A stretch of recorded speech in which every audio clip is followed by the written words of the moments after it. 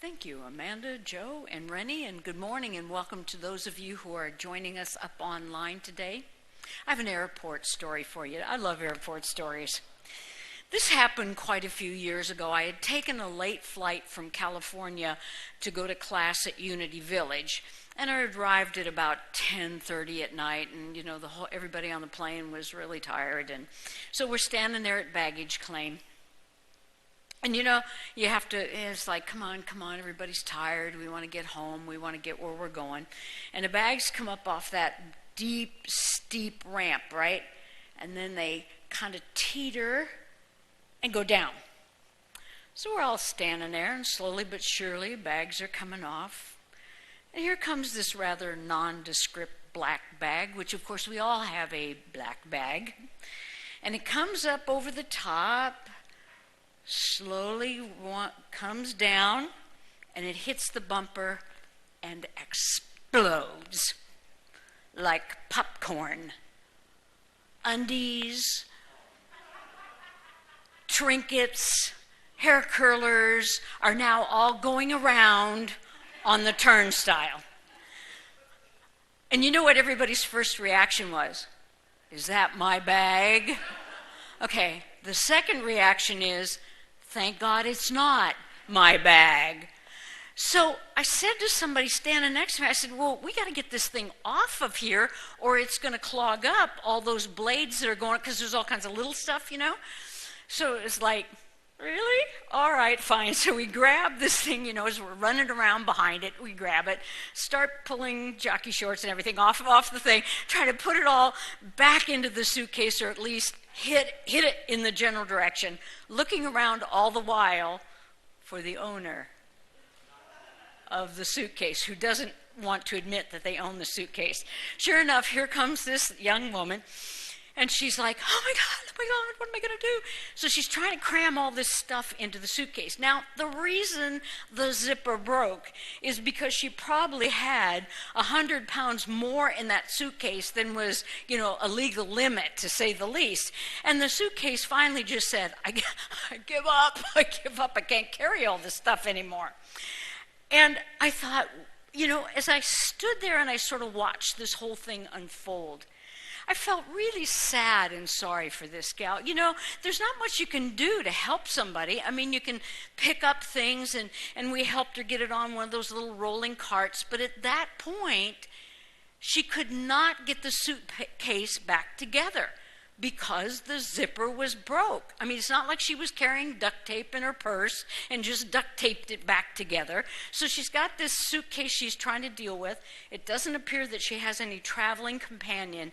And I thought to myself, talk about feeling ashamed, stupid, all of those emotions that come up for us when weird stuff like that happens to us, that we're just sort of running away from, and we just wish we could just fall into some hole without the suitcase and make it all go away.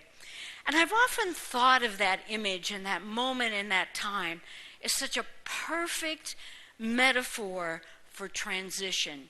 During the month of September, excuse me, we were looking at the book, Finding Ourselves in Transition. And I love that book, but I recognized that as we finished up the book, the journey wasn't complete. Because where we left off last Sunday was what I called the new beginnings. So we had gone through the time of endings, we had gone through the void, we had gone through the wilderness, we had come to sort of the beginnings of shifting and new beginnings, but we sort of left it there. And I thought, well, wait a minute, that's not complete. Because just like the ending takes a while to truly end, so does the beginning. And as much as we like and so want to just have the beginning start and we've begun, the reality is it's going to take a while. And I was thinking the other day as I was shopping, we have this incredible challenge that it's almost subtle, but we're aware of it, but we're not, about how we as a society do not like process. We do not like wait. We do not like darkness. We do not like things that take a long time.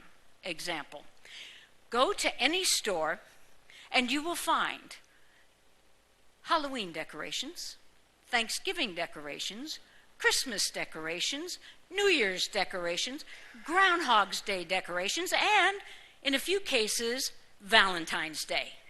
So what we have done is we have taken the months of October through February. What are those months? It isn't just the holiday months. Now think about this. It's the coldest, darkest time of the year. And what have we done? We have collapsed that time so we don't have to engage that time. You know, back in the old days, and I mean that wasn't so very long ago, old days, stores closed at 5 o'clock at night. They actually closed on Christmas, Thanksgiving, Sunday. Oh my God. And none of us starved to death. I've yet to figure that out. But this idea that we have collapsed time. Now, let's put it in perspective. Okay, so this is October to February.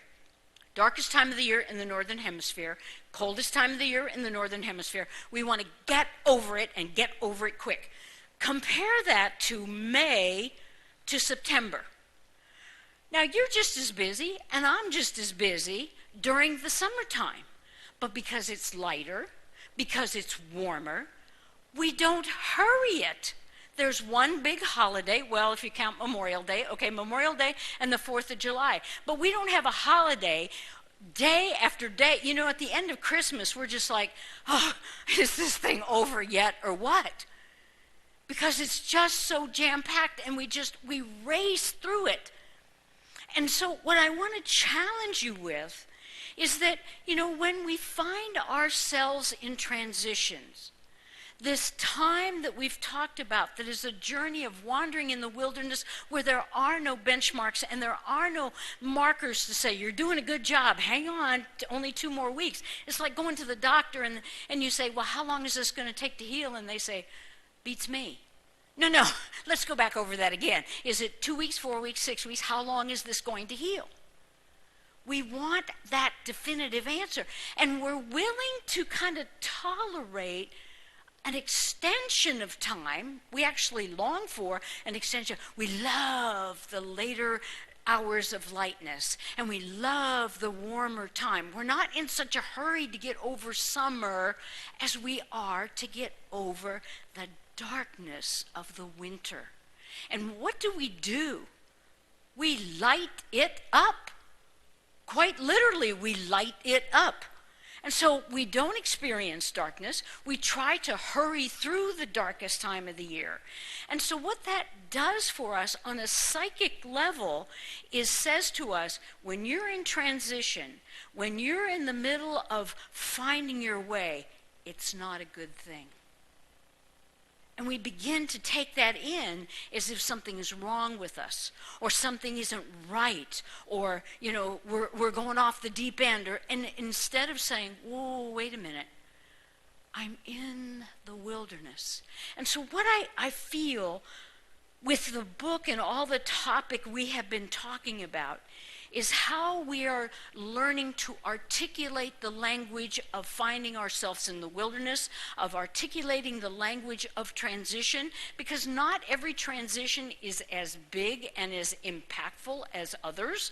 We're always in transition, but there are transition times in our life when we are shifting in a dramatic and really powerful way. But our tolerance level for it is very, very narrow. And so as we work through a time of transition, we all of a sudden start to feel something happening. And remember I said, one of the ways to articulate transition time is through your energy and momentum. And that has really spoke to me this past month, because I really get energy and momentum. When we just don't feel right. I don't feel bad, but I don't feel good. I don't feel happy. I don't feel sad. We tend to walk, we tend to talk in that same cadence that we go through. And it isn't until we start to begin to shift that we begin to notice, wow, I'm kind of moving through things a little better. I'm more focused. So 2 examples. Many years ago, I've been a photography nut for all my life, and in various times I've been more active than I was. And so I was living in Reno at the time, and I had really, really been going through a truly dark transition time. It was a very difficult time in my life. It was, when I was in my early 30s. And I was thinking that my life was over at 30. Good thing I hung around for a little bit longer, because it's like, really, 30? And so I had this camera, and I'd been taking pictures back in the old film days. You couldn't look at the back to say, oh, that's a good picture or not. And so I decided that as I was coming out of this really dark time, I wanted to take a class in photography. So I went to the local community college there, and I took this class, and remember when you had to get the pictures back? You had to wait till they were developed? And I got these pictures back, and I thought, there's something wrong with these pictures. The colors were vibrant. And I thought, wow, I must have had a good batch of chemicals that they were processing this. And I looked at pictures. This is literally, physically the truth. I looked at pictures that I had taken like a month before, and they were gray. They were absolutely gray. Oh, they had color in them. There was no contrast in them because my eye could only see the gray of my life. And I thought I was, kind of kidding people that I was doing fine. I'm always doing fine. But things around me were telling me I wasn't doing so fine. And I remember so clearly sitting at a kitchen table, my little apartment there in Reno, and it had a window out into this patio kind of area. And I was having my morning coffee, and I thought, the leaves are green. When did the leaves get green? Now, it had been summer for quite some time. But what I'm trying to say to you through my own life experience is, I wouldn't have said that I was in transition because I didn't have the language of transition. I didn't have the understanding of transition. But what I realized in the time, as I look back on it now, that was the beginning of my spiritual seeking. You see, and it didn't happen overnight. What slowly but surely began to happen is I became aware that something was missing in my life, and what was missing in my life wasn't external to me. And I thought, wow, even though, as most of you know, I was raised in a religious tradition, went to Catholic grade school, high school, and college. But after that, I did the stormy wild child search for self, and that's what we have to do. That's about maturing. That's about becoming an adult. But then there came that time when, as I hit my 29th, 30th, 31st birthday, I thought, is that all there is? Do you remember experiencing that? It's like nothing seems right, because I was sure that the answer to the wrong was out there. The better job, the better relationship, the more money, the new car, the house, the thing, whatever it was out there. And slowly but surely, through the process of that transition in my life, I began to say, just maybe, it isn't out there. Just maybe it's in here. And part of the problem is I had a suitcase and the zipper broke because it was too full. It was full of the past, and it was full of the pain, and it was full of the experience, and it was full of they done me wrong. It was full of the times when I didn't do well. It was full of the times that I did great and I was very successful. And I tried to pack everything in that suitcase, and I'd sit on it and try to get that zipper to work. And it never would happen. And one day, metaphorically speaking, I recognized the problem was I needed to empty the suitcase. And 3 weeks from today, we'll be getting, it's all about suitcase 3 weeks from today as we get ready for our trip to China. And I do this ritual. I take everything out of the suitcase, literally, because, there's stuff you leave in your suitcase that you don't need at any other time. And I put it all out. I go through all the pockets, and then I have my checklist. Kleenex, flashlights, travel stuff, medicine, and I start to pack it back up. But the object of the game is not to pack the bag full. Now, I know that is a novel concept to some of you because I've seen your luggage, but, there's a 50-pound weight limit, and the airline says, really, we're going to charge you a lot if you go over that number. Now, I want to know why, when you're outbound, do you want to pack it to 50 pounds? Oh, no. I want it 34 and a half, so there's a little room for fun. But think about, isn't that the truth in our life? I want to pack my bag again. Brand new bag, brand new zipper. But I want to pack it again with all the old stuff. I want to pack it again with all the pain. I want to pack it again with stuff that just no longer serves me.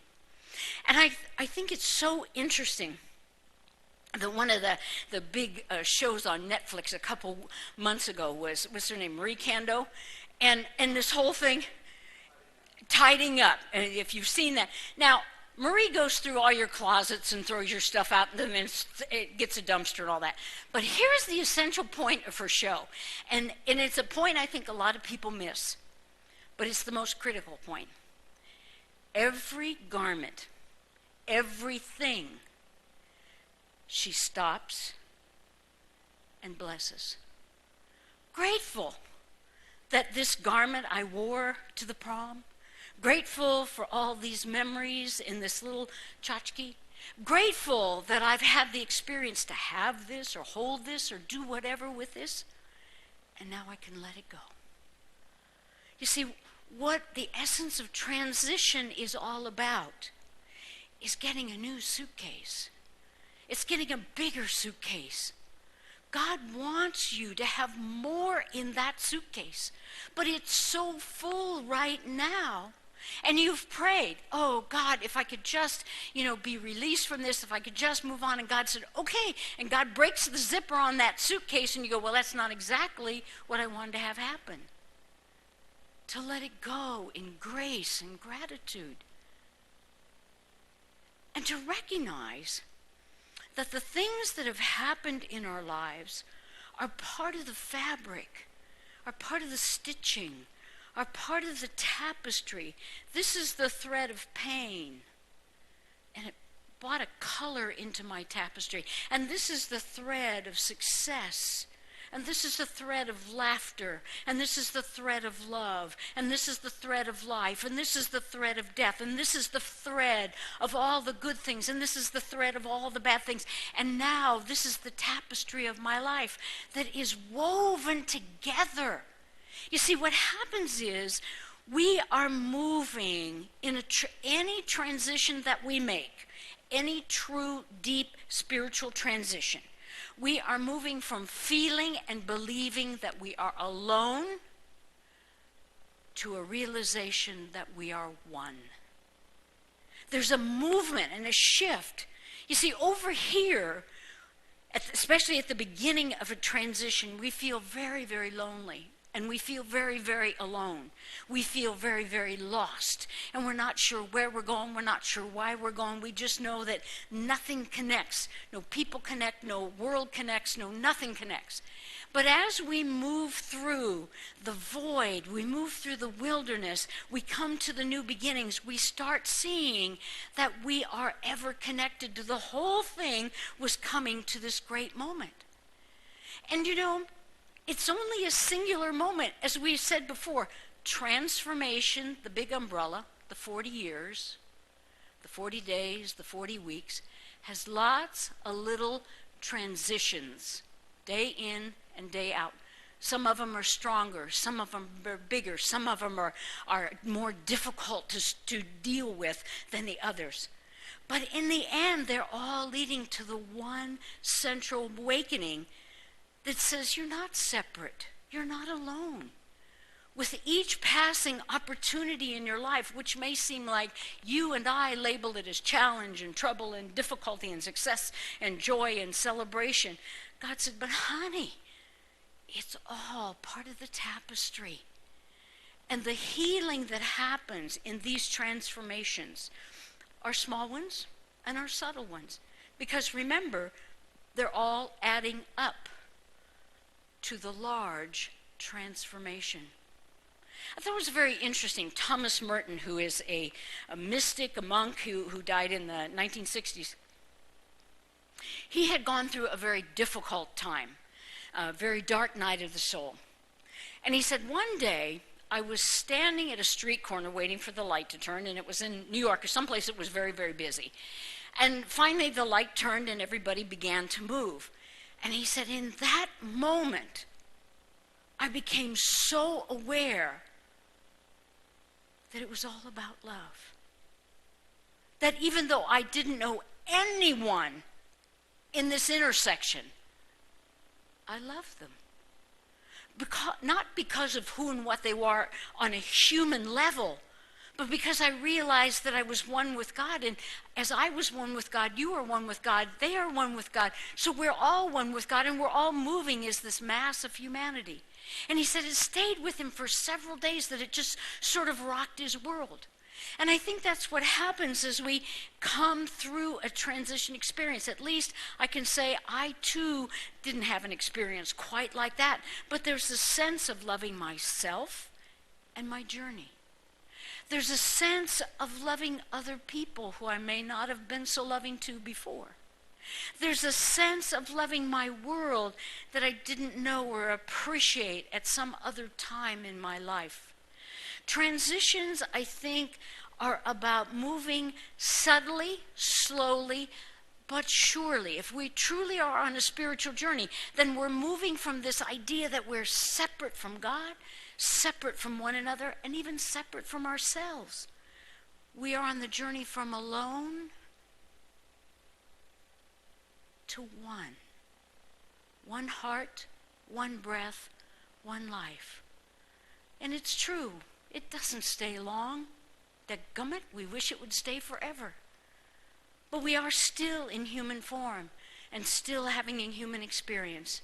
And another transition will come, and another insight with it, and another opportunity to love, and another opportunity to forgive, another suitcase that will open us up and say, I've got plenty of room, but please don't fill me with all the old stuff. Let there be room for the gifts that now that you've crossed over from that wilderness experience. You see, the promised land, they just didn't walk in and say, hi, we're here, we've got tickets to the promised land. They had to live into the promised land. And so it is with all of us that we must live into the transition. God has gifted each and every one of us with a moment, with a sweet taste that God is alive and that we are part of that life, that there is only one love and we are ever eternally loved, that no matter what we've done or what we've failed to do, we are worthy and acceptable and beautiful and wonderful in God's sight. But it isn't until we go through the transition and we go through the tears and we go through the emptiness and we go through throwing the suitcase away and say, no, that we begin to experience the lightening of our load, the carrying of our burdens, and the weaving of our life into a greater understanding that who and what we are is truly the image and likeness of the divine. And the light simply shines through the threads and the beauty. We are not alone. We are one. Thank you for joining me today, and God bless.